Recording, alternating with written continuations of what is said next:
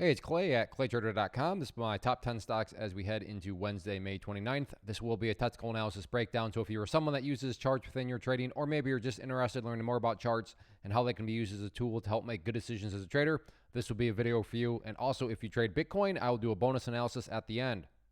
First off, a couple clarifications. Number one, the candlestick that you see right there will be moving around and changing. That is because the market's still open for a small amount of time. But I like to do these videos when the market is still open because sometimes we can capture some really interesting late day price movement. Second, I'll be using the 30-minute time frame, meaning each one of these candlesticks here represents 30 minutes worth of time.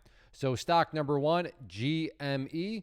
Big movement today. A little bizarre. Company says we're going to dilute, and then everybody got excited and the price went up. So it is what it is within regards to the meme stocks. But let's map out a couple of key areas here. So in the very near term, the level of resistance that stands out quite a bit, and this is not some sort of great discovery. Got to think a lot of people are watching, is all about that pink line right there, which on my chart denotes the 200 paired moving average, currently valued at, we'll just call it $23.50. You can see that after the price dropped below it right there, it just went right into acting as resistance. So in the very near term, 23.50 will be that key level to watch. And then from more of an overarching standpoint, if the price can break up through there in terms of areas of resistance, main battleground to watch closely would then be right up there around 25.50. In terms of levels of support, what I would definitely call a must-hold level moving forward is that purple line down there, 50 paired moving average valued at, let's just call it $20.50. And the reason I would call it a must-hold, and I'm not saying this will occur, but if the price were to come down there and then break down below it, what would you have at that point in time? Well, you would quite literally have the price having gone right back to where it was. Or said another way, the price made a big move up and then went right back to where it started. And that's not exactly a sign of genuine strength. But if the price can at least stay above that purple line, that would represent progress. And that's the name of the game from the bigger picture point of view. You just want to see progress being made. In other words, put in those higher lows. And in this situation, quote unquote progress, once again, being defined as $20.50. Next one, PEGY, big volume today, big price action. And now we got some interesting dynamics here playing out. So let's first map out the key level of support, change that to green. And that'll be this former breakout area right down here at 27 cents. So keep an eye on that. And again, that's just based on a foundational rule in charting, which states when levels of resistance are broken. You can see right there was a resistance, broke above it, be a gap up. You want to see them act as support. And while the price never hit it exactly, you can see right here, got somewhat close, right there, somewhat close. And even as I speak right now, last 30 minutes, bit of a pullback here. Oh, more of a pullback. Well, now it's almost right at that level, and that's why I like to do these when the market's open. So the market still is open for 15 minutes. Wow, price is at that level. So the question you'll need to ask is, where did the price ultimately close within regards to 27 cents? If the price closed above it, then yes, that would still be considered an area of support. If the price is actually down below it, the next key level, and I would call that a very important level, would be that 50 paired moving average down there at right around the 0.218 mark, right around that level down there, which again, just you can see the values of these moving averages right over there. In terms of areas of resistance, this is exciting. I kind of want to keep it go slow so we can see what happens, but I got to keep us moving here. As far as levels of resistance are concerned, I think that's a key trend line right there. So from a pattern standpoint, we have a resistance, we have a support, we have a big move up right here. For you golfers, put the golf hole down here. Have a bull pennant pattern, although, like I said, as I speak right now, the price is actually slightly below there. Does it close below there? We'll see what happens. Next one, POAI. Big mover today. Have the pullback here a little bit, but now you have a little bit of what seemingly is consolidation action here with the price leveling out. Do you want to get that level in play as a level of support? If the price does roll back over, then of course there are no guarantees. But in my opinion, at least I could see it coming down to that right around that area, and then once again getting a bounce off like it's done the past couple of times. So keep an eye on that as that main area of support. In terms of areas of resistance, main battleground to watch in the very near term, right there around $2.23. And then yes, if the price can get a break up through there, certainly would need to be a high volume break. Then that's where it makes sense to start to talk about, this area up here around the 250 mark. But one hurdle at a time, kind of pointless to talk about these levels until that level down there first gets broken. But all things considered, good volume, good movement. So we'll see if this little upwards movement here is a leading indicator of another round of momentum on Wednesday. Next one, STSS, same general idea of what I've been talking about with these past ones. It's had the gap up. It's now pulled back. But in this situation, it started to go sideways. Now, don't get me wrong, and I wish I could say trading was this easy.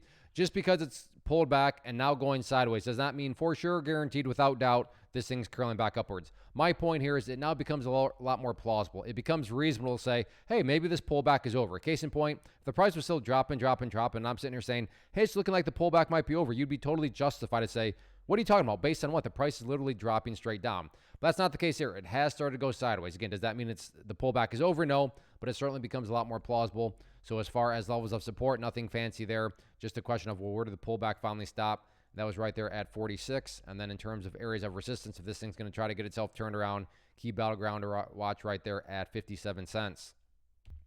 Next one, AMC. Quite the wild ride on this one, and unfortunately ending quite a bit down from where it was. I mean, really crazy day. Opening 30 minutes, nasty red candle, and then went straight up and then rolled back over.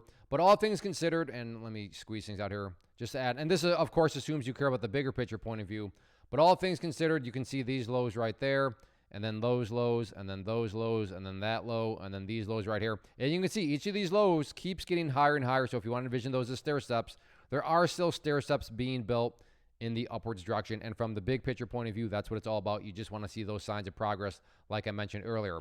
A little more, I think simplified way to watch all this in the bigger picture is just watch that pink line down there, 200 period moving average. As long as the price stays above there, then the overall trend remains in the bulls' favor. In terms of areas of resistance, now they have more data.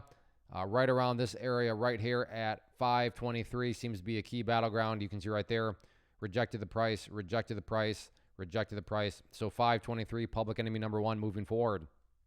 Real quick, want to take a break and personally invite you to get signed up for this free live online webinar that I'll be offering later on in the week. So if you've been enjoying what you've seen and you want to learn more about this tool, how it can and should be used to build consistency and manage risk, then definitely get signed up for the free class. If you're watching on YouTube, there's a link down in the description box, or if you're watching at my website, there's an area right there on the webpage you can use to sign up. So like I said, if you've been enjoying, then definitely get signed up for the free class.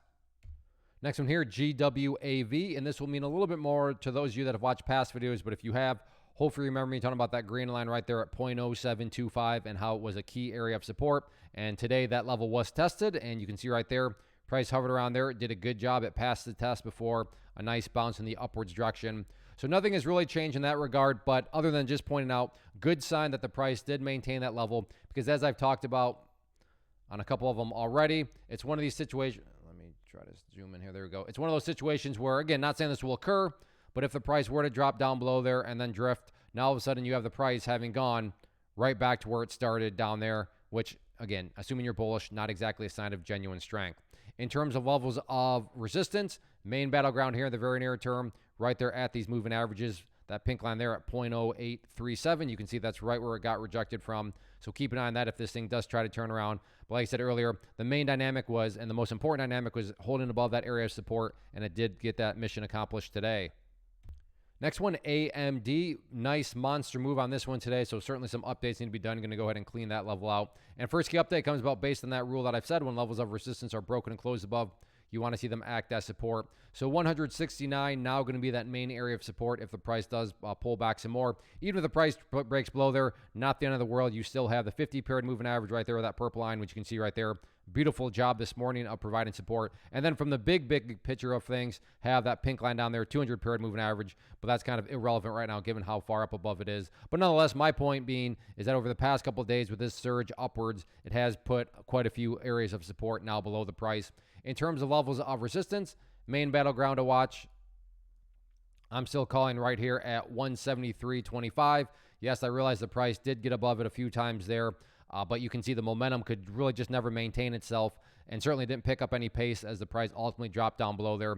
So 173.20-ish right around there, still public enemy number one in terms of areas of resistance.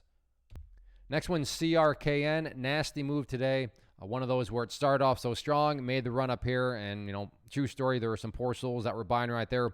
Hopefully that a stop loss in as there is a big pullback down. But now it really just is, at least in my opinion, main questions to watch and ask are, okay, can the price, first question, stay above or at least maintain right around that pink line, which you now know is that 200 period moving average. Very, very important level. If it cannot, then I would call, definitely a must-hold level down there at 0.0955. Because if the price were to fall below there, then as we're seeing there, that's starting to put the price essentially back in the territory to where it was. Whoops, you can't see that because it's behind my ugly mug. There we go. It would be putting, the price down in this area here, which is essentially right back to where it was before the massive move up. And as I've said a couple times, massive moves up followed by prices going right back to where they were. We essentially call those pump and dumps in the world of trading. I'm not saying this is a pump and up because the price has maintained itself so far, but you definitely don't want to see the price dropping down below 0.0955. Next one here, TSLA Tesla. Going to go through this pretty quickly because there's not a whole lot new to talk about other than just kind of the sideways channel pattern that I started to hint at last week. Bottom of the channel right here, 172.75. Actually, the price got relatively close to it, but point here being, you would want to see that act as support, assuming you're bullish, and it did indeed act as support. And then in terms of areas of resistance, nothing new here to report in terms of the key level up there right around that 180.25 mark. Yes, it got close on Friday before getting rejected back down today. And more in terms of more of a near-term level of support, or excuse me, resistance, that would be the purple line there, 50-period moving average. But just from an overarching standpoint, that's my big question mark moving forward. Is this just going to turn into some kind of sideways chop fest as the week plays out? So that still remains to be seen. But those are going to be the two main levels that I think most technical traders are watching. Next one, TQQQ. And like I've said on a couple other ones, this will mean a little bit more to those of you that watch past videos. But if you haven't, I put that red resistance line in a play. Oh. Okay, so never mind. That was weird. It just updated out of nowhere. Okay, well, never mind. That was... Okay, let me get rid of that. Anyways, now let's make sure. Yes, this is all updated now.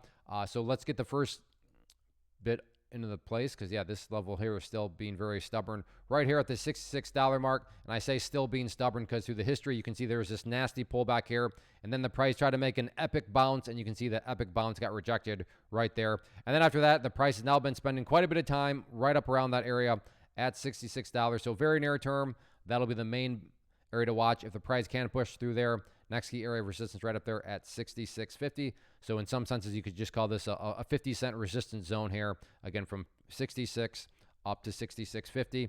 In terms of levels of support, good job here of that 50-period moving average holding right there at that area. But even if the level fails, by no means the end of the world because you still do have the 64.43 and then the 62.80 mark down there. I would definitely consider this one a much, much, much more important level, but that's also relatively kind of irrelevant right now given the price is way up there and that level is way down there. But all things considered, good solid day. Very, very well-defined breakout point now right there at $66. So let's see if the bulls can push up through there on Wednesday. For you Bitcoin traders, I'll get to Bitcoin here in just a second. But for you stock traders, like I said earlier, if you enjoyed what you saw and you want to learn more, go get signed up for the free class. And it's live, so bring your question and answers because there will be a question and answer session so we can talk through some things. But it'll be later on Thursday, May 30th at 7 p.m. Eastern Time. So go get signed up. Now let's talk some Bitcoin. One quick clarification here. We are no longer looking at the 30-minute time frame. We are looking at the 4-hour time frame, meaning each one of these candlesticks here now represents 4 hours of time instead of the 30 minutes. And overall, the weekend made that surge, but I had that trend line in place, and you can see, didn't hit it exactly, but the power of charts, you can see, got rejected right at that level. And if you don't believe me that I had that line in place, I'm not offended. No big deal. Just go back in the video archive, and you can watch. And I don't say that to brag about myself. I do say it to brag about charts. They're a very worthwhile tool. And also to turn into a plug, go get signed up for that free webinar. So let's just say you're watching this video 15, 20 hours from now because Bitcoin is open 24/7. The question that you're going to want to first ask yourself is, where's the price at relative to 65,850? As long as you're answering the question that the price is above there, then really nothing wrong is going on. Sure, maybe that means the price is pulled back a little bit more, but bigger picture standpoint, nothing crazy, nothing bearish. On the flip side, if you're saying, well, yes, Clay, the price is above there, next immediate question, okay, where's the price at relative to that red line right there? If the price is up above there, well, that's telling you that a breakout has occurred. How good of a breakout? Well, how far up above that red line is the price currently whenever you're watching this? Or you're just going to be saying, I think this is my guess, you're probably going to be answering the question that the price is still somewhere between these two levels. And at that point, one word summarizes that current, action. That would just be consolidation. So consolidation is probably how this thing is going to continue to play out. And then from the big picture of view, we have resistance, we have support, we have the big move up. So essentially consolidation and just the continued formation of this bull pennant pattern. So walk yourself through those questions. That'll keep this analysis relevant for as long as possible. And just as I invited the stock traders, I'm inviting you as a crypto and Bitcoin trader, go get signed up for this free class because what you learn about can and definitely should be used in the world of crypto and Bitcoin also. So like I said, it'll be later this week, Thursday, May 30th at 7 p.m. Eastern Time, and it is live, so bring your question and answers, and we'll have that live question and answer session. As far as the top 10 videos are concerned, if you enjoy these, do a couple things for me. First off, if you have a request, leave that down in the comment section. I'll try my best to put it in the next top 10 video. Or if you just enjoy these as a whole and want me to keep making them, hit that like button and just leave a comment down below in general. So go get signed up for that free webinar. Thanks for watching. Have a good one.